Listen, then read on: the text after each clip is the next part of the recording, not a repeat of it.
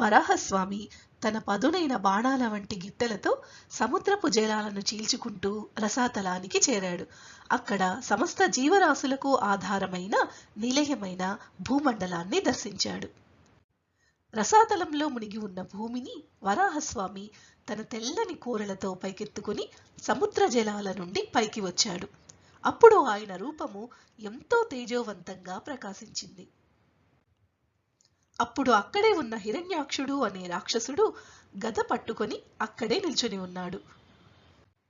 వరాహమూర్తి భూమిని సముద్రపు జలాల నుండి తన కోరలతో పైకి తీసుకుని వచ్చిన అద్భుతమైన దృశ్యాన్ని ఆ హిరణ్యాక్షుడు చూశాడు. ఆ స్వామి ధరాధరుడిగా దర్శనమిచ్చాడు. ధర అంటే భూమి, ధరుడు అంటే ధరించినవాడు అని అర్థం. భూమిని ధరించిన వాడిగా దర్శనమిచ్చాడు. ఆ సమయంలో స్వామి తన కోరల చివరన భూమితో ఎర్రని కాంతితో ప్రకాశించే కన్నులతో కనిపించాడు.